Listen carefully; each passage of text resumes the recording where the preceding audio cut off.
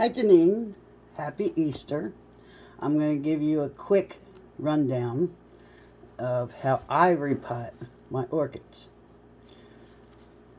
As you can see, it's in bloom. Don't mind me, I'm not good at videoing. But it's also full of algae and pot bound. So what I do is I find a space where there's no roots or very few to cut away the plastic. And then I lay it down going with its leaves, so you're not crushing it like this. Okay, so we got it in place. Just take scissors and very carefully and gently cut the majority, or cut the pot in half. Again, be careful of the roots. And then once you have it open, holding the plant by the stem, the orchid, and you should be able to take it out just like that. And then, of course, this is trash.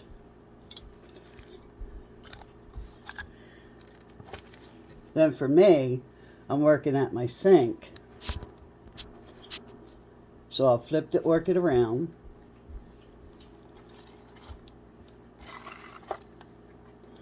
Again, laying with the leaves. And if you can, keep the flowers off the counter. Okay.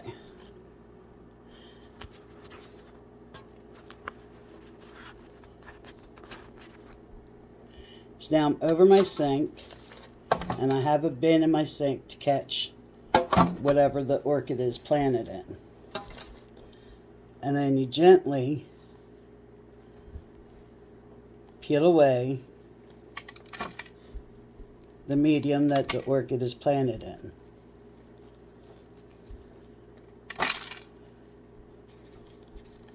And I just toss it in my bin and then toss it out in one of my gardens when I'm done with it. You have to be very careful of the roots. Oops, told you I'm no good at filming. Especially myself. Okay.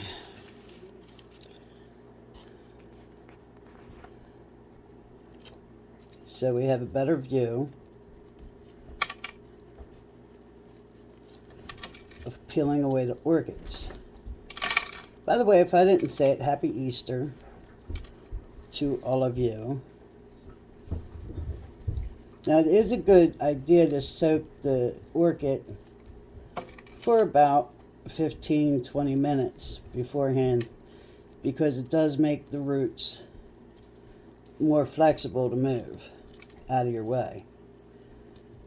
Now, unfortunately, the roots that the orchids we're buying at the stores have been sitting in water.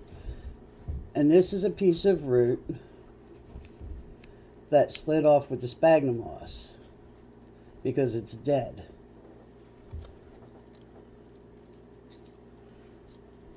And as you can see, it is completely dead. It's all mushed up. Okay, so we'll keep on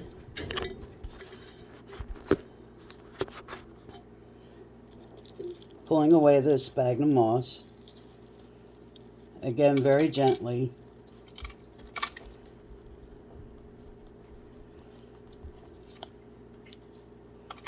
As gently as you can.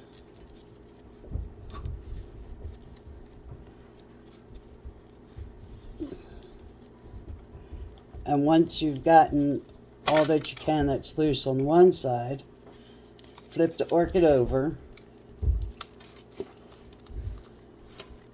Again, be careful of the flowers. and start peeling away on the other side. Doesn't matter if you start at the top or the bottom. Whatever you find is the easiest to start with. And this is just what I've learned from Miss Orchid Girl on YouTube. So it's basically the same thing that she teaches.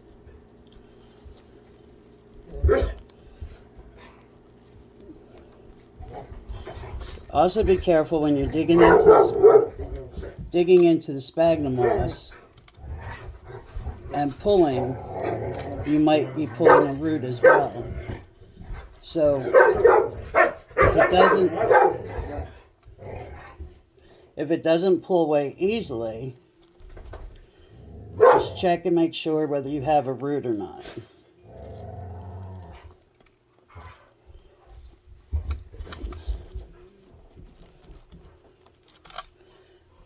And here's another dead root. You see how the sheath pulls easily off? It's dead. Now the green, the sheath on the outside of the root, this isn't the actual root, the little thin thread looking thing. The sheath is what absorbs the water like a sponge and the nutrients for the orchid to grow. I know, I'm sorry, it may go in and out of focus. Like I said, I'm a for real amateur with videoing.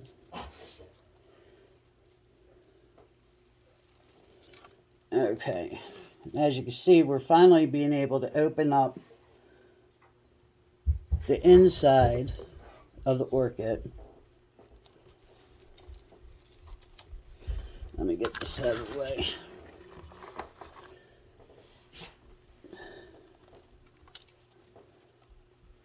And once you get the sphagnum moss out, you'll get a better idea of what the roots look like.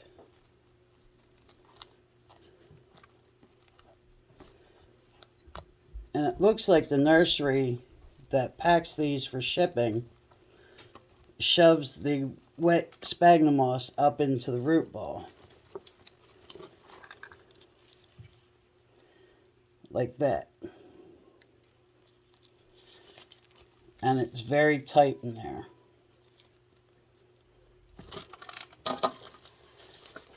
Oh. So just keep turning it. I leave the sticks attached sometimes. And pulling out the sphagnum moss. Now if the sticks get too much in my way, then I'll take them off. But then you really have to be careful of the flower spikes because now they've got no support once you've taken the sticks away.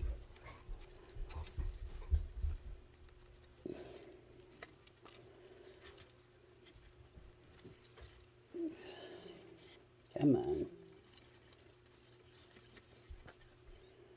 Now this orchid is held on by wire. It's coated wire, but it's still wire. Some are held on by clips, and some are held on by wire.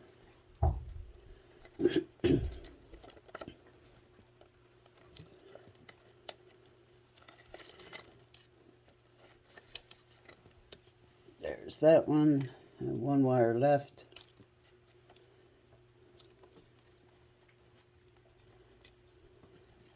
Oops. Okay.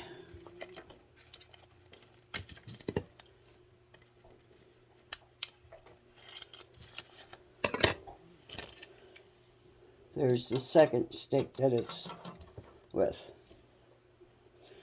Okay. On my orchid, there's tons of dead roots outside. The outer roots are dead.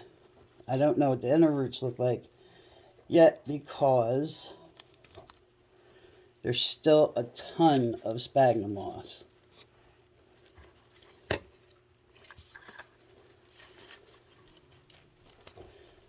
And Miss Orchid Girl on YouTube makes this look so simple. But me, I'm still new to it, so it's still a tedious work in progress for me.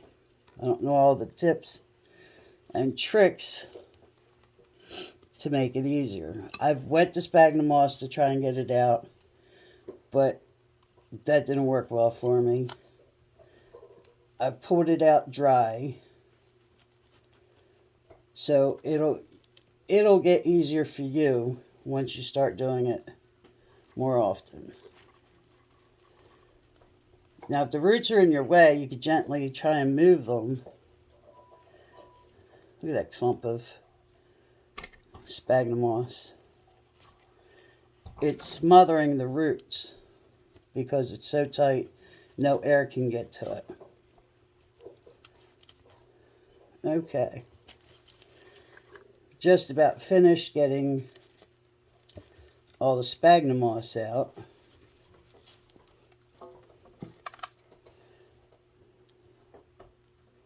And it does tend to cling to the roots. So again, be careful. Okay. Looks like we're pretty clean here.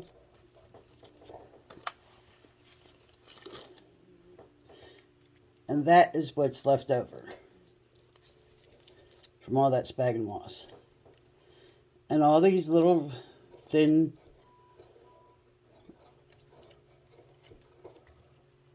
thread-like things are the actual roots. And if they're bare, they're normally dead. This one is dead. As you can see, it's all dried out. This one is dead because its sheath pulled right off. So what you do is take your sterilized clippers. You can either use a flame or I use alcohol. I just pour the alcohol on the blades and let them sit and dry themselves. And it's a good idea, she said, Miss Orchid Girl, to sterilize them between each orchid that you're working with, because if one orchid is carrying a disease, it could be transferred to a new orchid, to your next orchid. So the dead ones you clip away as close to the plant as you can, the root ball. And if it's dead halfway up, you only cut up until the new growth, and then leave a little bit of the dead on there so it's a closed wound.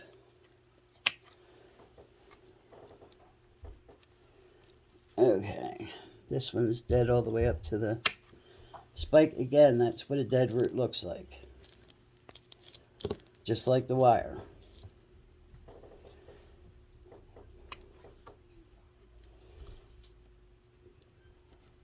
And when you have a little bit of roots, it's a lot easier to see dead from live.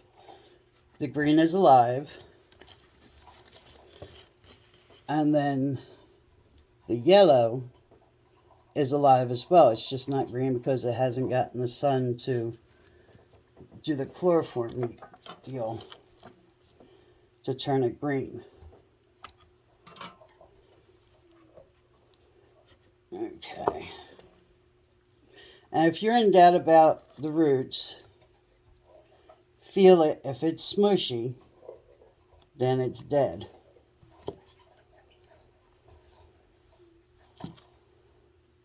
And then flip it over and do the same thing on the other side. Again, being careful of your live roots and your blooms.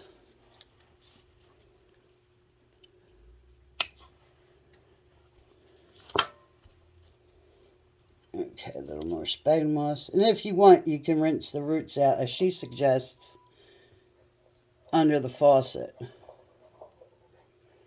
To me, it never made a difference whether I could see better dead or live roots better, so. I just don't do it. Unless there's really a lot I can't get off, and then I'll do it. Okay. So now it looks like we have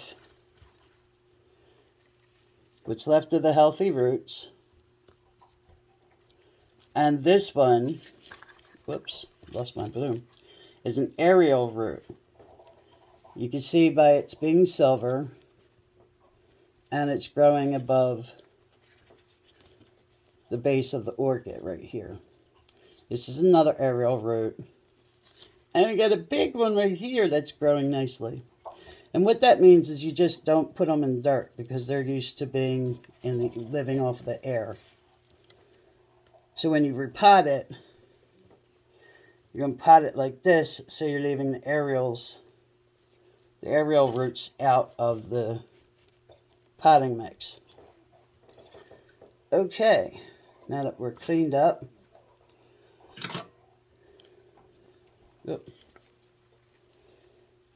and remember that this is really stressful on the orchid, so that's another reason why I treat them really, really gentle.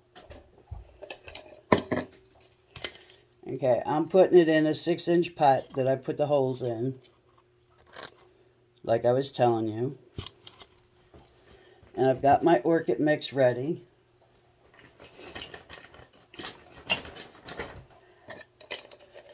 And I just use a cup, an old measuring cup.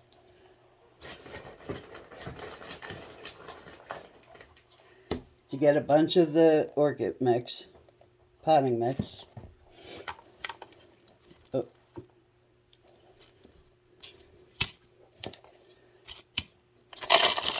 And dump it in.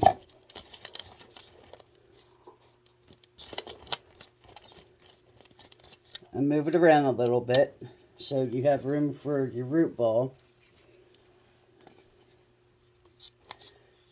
Whoops. Lost my bloom.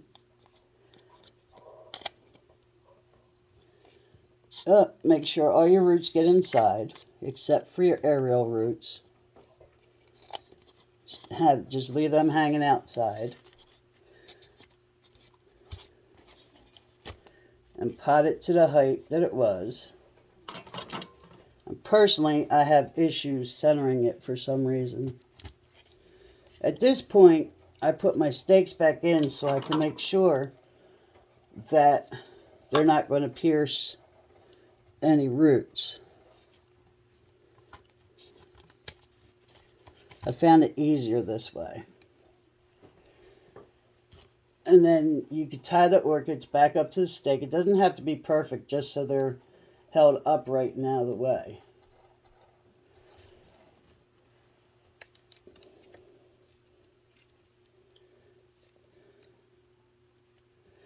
Okay. And then just keep filling the pot.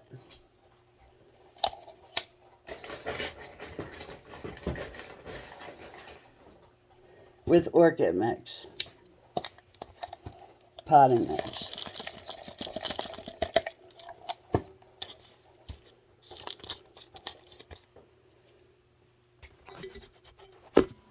Oh, my fat face out of the way. Okay, spread it around with your fingers.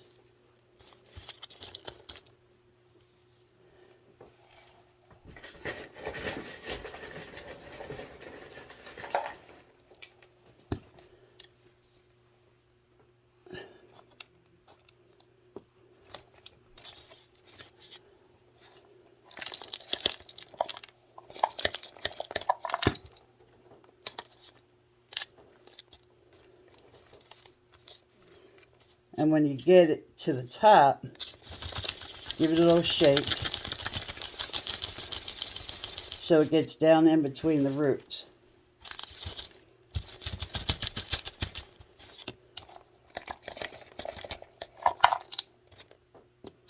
I use the big pieces to stabilize the plant, like in case it's falling or I need a big hole that needs to be filled. Again, this is just the way I do it. And I've learned it from, like I said, Miss Orchid Girl on YouTube. Okay. Do the shake again.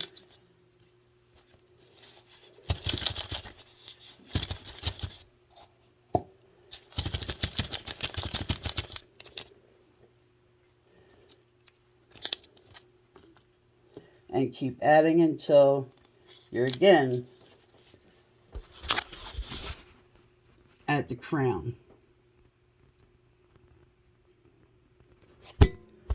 Oops. Okay.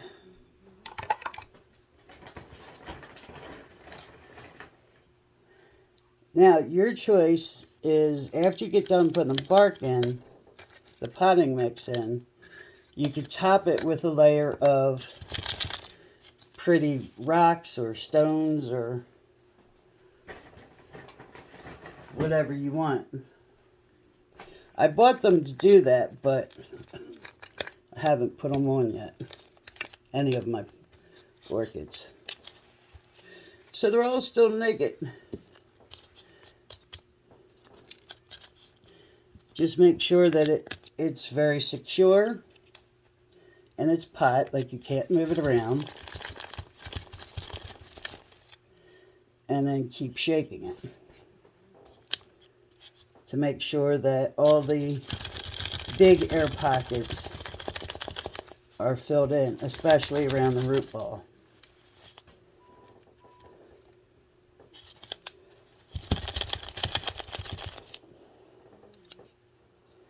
And I still have room around the stem.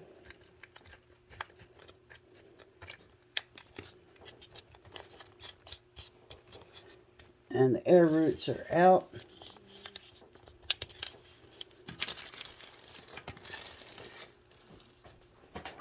Ouch.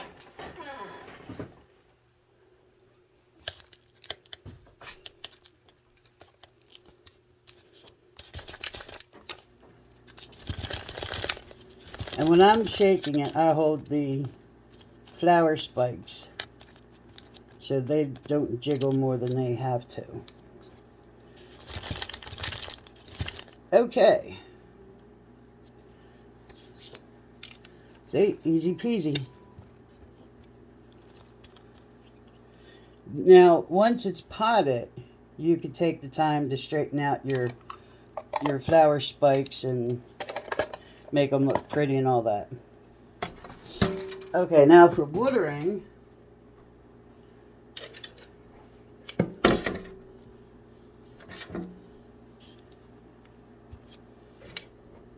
I take a big container that will hold the entire pot of the orchid, set it in, again making sure the air roots are not in there, and then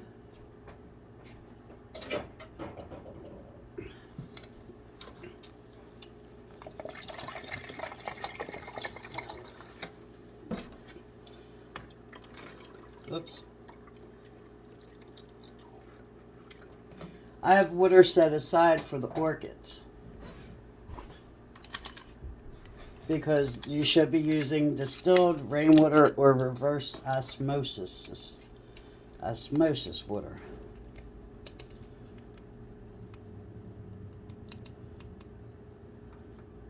Me, I leave it out, and usually I go about watering once a week, so by the time I water it, all the chemicals should be out of the water.